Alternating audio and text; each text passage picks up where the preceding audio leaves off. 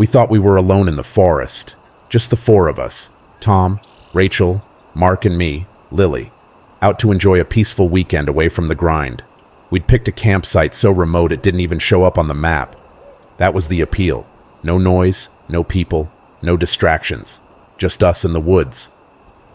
The first night went as planned. We pitched our tents, built a fire, and drank way too much.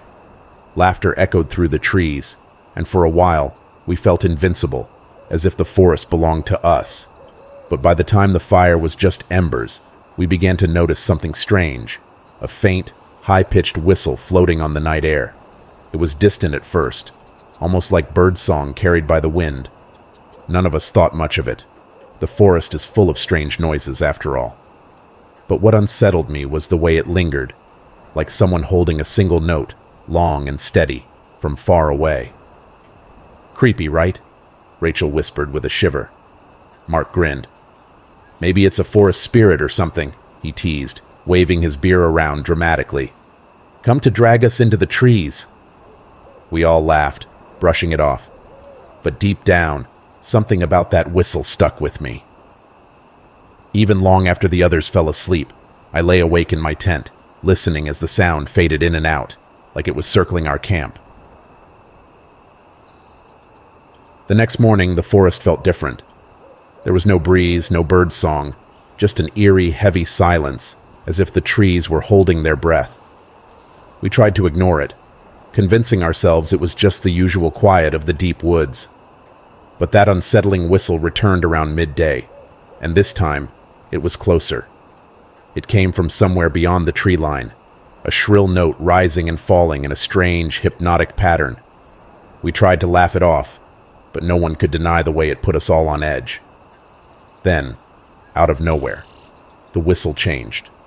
It was no longer random. It was familiar. "What the?" Tom muttered, his face paling. The whistle was mimicking the sound of our voices. Specifically, it was imitating the way Rachel had laughed the night before. A quick, breathy chuckle, perfectly replicated, but stretched into a haunting, whistling tune. Rachel stared into the woods, her face drained of color. "That's not funny," she whispered. "Who's out there?" None of us answered, because deep down we knew. There wasn't supposed to be anyone out here but us. That night things escalated. The whistle grew louder, circling our camp like a predator stalking its prey. Every time it shifted, it mimicked one of us perfectly. A fragment of a laugh, a single word, even Tom's habit of clearing his throat when he was nervous. By midnight, it was no longer just a sound, it was a presence. The fire barely kept the darkness at bay, and no matter how hard we tried to act normal, we were all on edge. Then, right when we thought the night couldn't get worse, the whistling changed again. It wasn't just mimicking us, it was calling our names. Tom. Rachel. Lily. The voice was distorted, stretched into that same eerie whistle, but unmistakably ours. "Is this some kind of sick joke?" Rachel hissed, her eyes darting between the trees. "Mark, you set this up, didn't you?" Mark shook his head, his face pale with fear. "I swear, this isn't me." "Then who the hell is it?" Tom snapped. No one had an answer. We sat frozen in silence, the whistling weaving through the trees, taunting us. And then, without warning, Tom stood up. "I'm not playing this game," he said, grabbing a flashlight. "I'm going to figure out what the hell's out there." "Tom, wait," I called, but he was already stomping into the darkness, the beam of his flashlight bobbing between the trees. We waited. 5 minutes. 10. The whistling stopped. Then, from deep in the forest, we heard it again. Tom's voice, except it wasn't quite right. "Guys, come here." It sounded like him, but something about the pitch was off, like a recording played back at the wrong speed. "Tom?" Rachel called, her voice shaky. "Come here," the voice repeated, barely louder than a whisper. Mark and I exchanged a terrified glance. Something was wrong. Terribly, terribly wrong. "Don't follow it," I whispered, grabbing Rachel's arm before she could take a step toward the trees. Then the voice shifted again, higher and thinner. It no longer sounded like Tom. It sounded like me. "Lily, come here." By morning, Tom was still missing. We searched for hours, following his footprints as far as we could, but they vanished abruptly, as if he had been plucked out of existence. We tried to stay calm, but the whistle never stopped. It followed us relentlessly, imitating every word, every laugh, every nervous breath we made. And worse, it was always just out of sight, lurking beyond the trees, waiting. Mark suggested hiking back to the car and getting help. We agreed. It was the only logical thing to do. But when we reached the trailhead, our car was gone. No signs of it. No tracks. Nothing. It was as if we'd never driven here at all. That's when Rachel started to cry. "It doesn't want us to leave," she whispered. "It's playing with us." I didn't argue. I knew she was right. That night, we barricaded ourselves in the tent, huddled together like frightened animals. The whistling circled us, mimicking our conversations from earlier, every word twisted and stretched into a haunting melody. Then it started saying Tom's name again. "Tom, come here." We clutched each other tighter, refusing to move, refusing to listen. But somewhere around midnight, the tent's zipper began to slide down. Slowly. Mark grabbed a knife and lunged toward the entrance, yanking the flap open. And that's when we realized.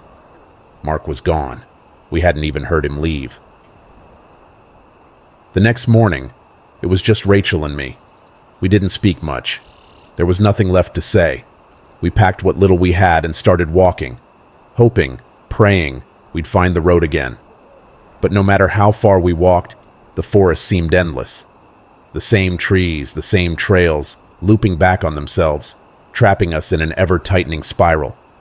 And the whistle followed, never missing a beat. Sometimes it was Rachel's laugh. Sometimes it was Mark's voice. And sometimes it was my own. "Lily, come here." It was getting closer. We kept moving until Rachel couldn't go any further. She collapsed on the forest floor, clutching her knees, sobbing uncontrollably. "It's not real," she kept saying. "It can't be real." But it was real. And then, the whistling stopped. For a moment, the forest was silent again. I thought maybe, just maybe, we were safe. Then I heard it. The sound of footsteps. They were coming from behind me, soft and deliberate, and as I turned around, I saw a figure standing among the trees. It was Mark, except it wasn't. His eyes were wrong, too wide, too empty, as if someone was wearing his skin like a mask, and from his lips came a slow, familiar whistle. "Lily, come here." I don't know how I escaped. I don't remember running. All I know is that I woke up on the side of a highway, alone, with no memory of how I got there. No one ever found Rachel or Tom or Mark. It was as if they had never existed at all. But even now, months later, I still hear it sometimes. Late at night, when the world is quiet, and I'm lying in bed. The whistle. And sometimes, just outside my window, I hear a voice that sounds exactly like mine. "Lily, come here."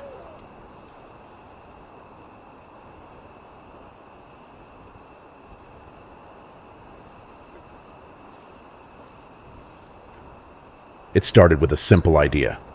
A weekend escape into the wild. Just 3 of us. Ryan, Emma, and me. Kevin, taking a break from the noise of everyday life.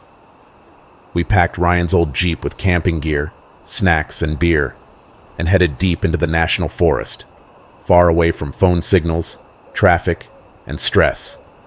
That's what we wanted. Peace. We found a remote spot by a lake, miles from the nearest trailhead. No other campers, no signs of life, just trees as far as the eye could see. It was perfect, or at least it seemed perfect, at first. The first strange thing happened after we set up camp. Emma noticed it. "Do you guys feel like we're being watched?" she asked as she stared into the tree line. Ryan chuckled, cracking open a beer. "We are being watched," he said, "by squirrels and birds and whatever else lives out here." Emma forced a smile, but her eyes stayed fixed on the trees. I shrugged it off too. Of course the forest felt strange. We weren't used to the silence, the stillness. It was nothing to worry about. But as night fell and the campfire crackled, that uneasy feeling lingered. I woke up in the middle of the night, heart racing. Something had stirred me from sleep, though I didn't know what. For a few seconds, I just lay there, listening. That's when I heard it, a faint rustling in the underbrush. It wasn't the wind. It was something deliberate, like slow footsteps moving around the edge of our camp. I nudged Ryan, who groaned. "You hear that?" I whispered. He sat up, rubbing his eyes, and listened. There it was again, the crunch of leaves just outside the ring of firelight. But when we grabbed a flashlight and shined it toward the sound, there was nothing. Just trees, dark and silent, standing like sentinels around us. "Probably a deer," Ryan muttered, already crawling back into his sleeping bag. But I wasn't so sure. The next morning, we found the footprints. Emma was the first to spot them. Large, deep prints in the soft dirt just outside the camp. They circled the tent in a wide loop, almost as if someone had been pacing around us, watching, while we slept. "That's not a deer," Emma whispered. Ryan crouched beside the tracks, frowning. "Looks like boot prints," he said slowly. We all exchanged uneasy glances. There was no way anyone else was out here. We hadn't passed a single car or person on the way in. "Maybe a ranger," I suggested, though even as I said it, I knew it wasn't true. Rangers didn't creep around campsites in the middle of the night. We tried to brush it off, but the unease stuck with us, like a splinter beneath the skin. That afternoon, the paranoia started to set in. Every snap of a twig or distant rustle made us jump. Emma swore she saw movement between the trees, a shadow slipping out of sight just as she turned her head. I tried to calm her down, but the truth was, I felt it too, that gnawing sensation that we weren't alone. Ryan suggested a hike to clear our minds. "It's just cabin fever," he said. "We'll feel better once we get moving." We hiked for an hour, trying to shake off the feeling, but the woods seemed wrong. Every tree looked the same. Every sound echoed strangely, as if the forest was watching us and waiting for something. And then we found the deer, or what was left of it. The carcass was fresh, the body torn open, entrails spilling onto the forest floor. But what made my stomach turn wasn't the sight. It was the precision. The cuts were too clean, too deliberate, as if someone had used a knife. "Let's head back," Emma whispered, her voice trembling. We turned around and walked back to camp in silence, every shadow feeling heavier than before. That night, the Jeep wouldn't start. Ryan cursed under his breath, turning the key again and again, but the engine just sputtered and died. "Battery's fine," he said. "I checked it before we left." "Maybe the fuel line?" I suggested. Ryan popped the hood, and that's when we saw it. The wires leading to the ignition had been cleanly cut. Someone had tampered with the Jeep. Emma stared at us, wide-eyed. "We need to leave. Now." "How?" I snapped. "We're miles from the nearest road and the Jeep is dead." Ryan slammed the hood shut, his jaw clenched. "We'll hike out at first light." But deep down, we all knew the truth. We weren't getting out of here easily. That night was the worst. We sat around the fire, backs to each other, every nerve on edge. The forest felt alive with menace, as if the very trees were conspiring against us. Shadows flickered at the edge of the firelight, and every so often, we heard soft footsteps crunching through the underbrush.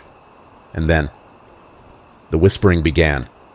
It was faint at first, just a low murmur carried by the wind. But soon it grew louder, closer, until we could make out fragments of words. "They're watching. Don't run. You can't leave." The voices came from every direction, circling us, mocking us. Emma clutched my arm, her nails digging into my skin. "We need to go," she hissed. "Not in the dark," Ryan whispered. "That's what they want." Suddenly the fire sputtered, as if someone had thrown dirt on it. In the dim light, I saw movement, something standing at the edge of the clearing. A figure, just barely visible, watching us from the shadows. I scrambled to my feet, heart pounding. "Who's there?" I shouted. The figure didn't move. It just stood there, silent and still. Then, slowly, it raised a hand and pointed at us. We didn't sleep that night. We huddled together, clutching whatever we could use as weapons, knives, firewood, anything. But nothing came for us. The figure remained just beyond the light, waiting, watching. When dawn finally broke, the figure was gone. But so was Emma. Her sleeping bag lay empty, unzipped. No footprints, no sign of struggle. It was as if she had simply vanished into thin air. We searched the woods for hours, shouting her name, but there was no trace of her. It was as if the forest had swallowed her whole. Ryan and I didn't speak much after that. We just grabbed what we could and started hiking, hoping to find the road before nightfall. The whispers followed us the entire way. When we finally stumbled out of the forest and onto the dirt road, the sun was setting. Ryan dropped his pack with a sigh of relief, but my heart sank. The Jeep was sitting right where we left it, untouched. And the ignition wires? Perfectly intact. Ryan climbed into the driver's seat, turned the key, and the engine roared to life without a hitch. We didn't say a word. We just drove, leaving the forest behind us, Emma's absence hanging heavy in the air. It's been months now, but I still can't shake the feeling that something is wrong.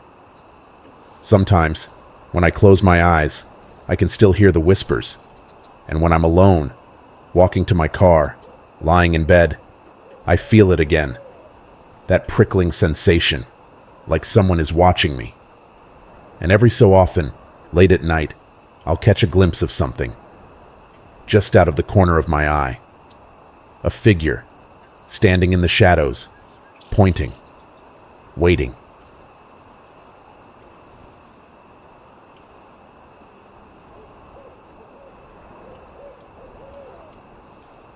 We thought it was supposed to be a fun weekend. Just 4 friends, a tent, and nothing but wilderness to keep us company. The campsite was hours away from the nearest town, nestled in a deep forest surrounded by towering pines. No cell service, no noise pollution, just nature at its finest. Or so we thought. The first night, after setting up camp and making s'mores, it began. Jake noticed it first. A flicker of light deep in the woods, just beyond the tree line. We assumed it was fireflies at first, but the flicker was too steady, too deliberate.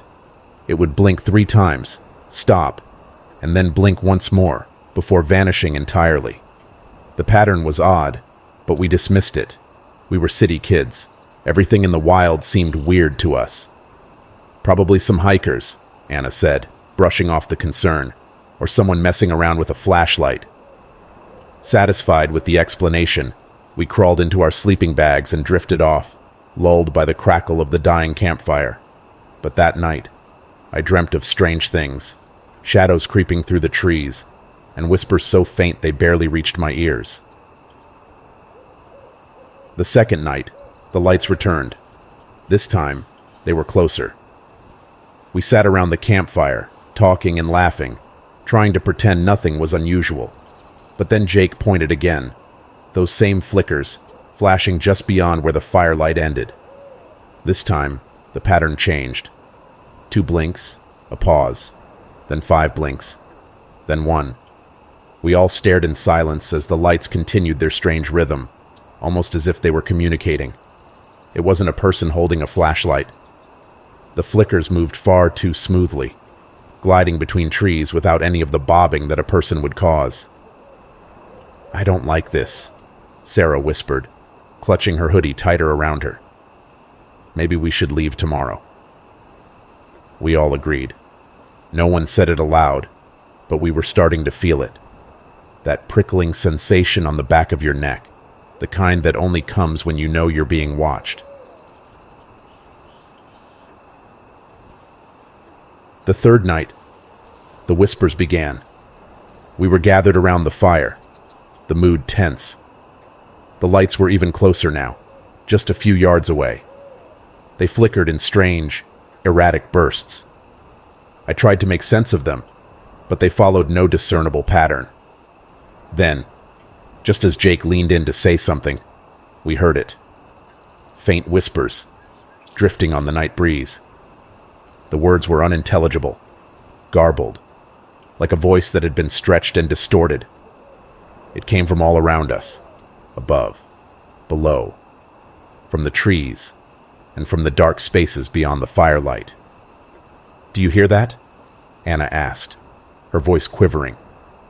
Before any of us could answer, the whispers grew louder, swirling through the air like the wind had a voice of its own. The lights flickered faster, dancing in sync with the murmurs. Sarah clapped her hands over her ears. "Make it stop," she shouted. Then Jake stood up. Without a word, he walked straight toward the flickering lights. "Jake!" Anna screamed, but he didn't stop. It was like he couldn't hear us. He just kept walking, his eyes locked on those hypnotic flashes. I scrambled to my feet, but by the time I reached the edge of the campsite, Jake was gone, swallowed by the dark forest. We didn't sleep that night. The whispers lingered long after Jake disappeared, circling us like invisible predators. The lights remained at the edge of our vision, taunting us with their proximity but never quite stepping into the clearing. We wanted to go after Jake, but the woods were pitch black, and something deep in our bones told us that if we stepped beyond the firelight, we wouldn't come back. By morning, the lights were gone. So was Jake. We searched for him, shouting his name into the forest until our throats were raw. But there was no trace of him. No footprints, no broken branches, nothing. It was like he had vanished into thin air. We were terrified, but we couldn't just leave him behind. As much as every instinct told us to run, we decided to stay one more night and search again in the morning. That night, we kept the fire roaring, determined to keep the darkness, and whatever was inside it, at bay. But the lights returned, flickering just beyond the tree line, closer than ever before. Then the whispers began again. "Jake." It was his voice. The whispers carried his name, repeating it over and over in a distorted, hollow version of Jake's voice. "Jake. Jake." Anna started sobbing. "He's alive," she cried. "He's trying to tell us something." But deep down, I knew better. That voice, whatever it wasn't Jake. It was something pretending to be him.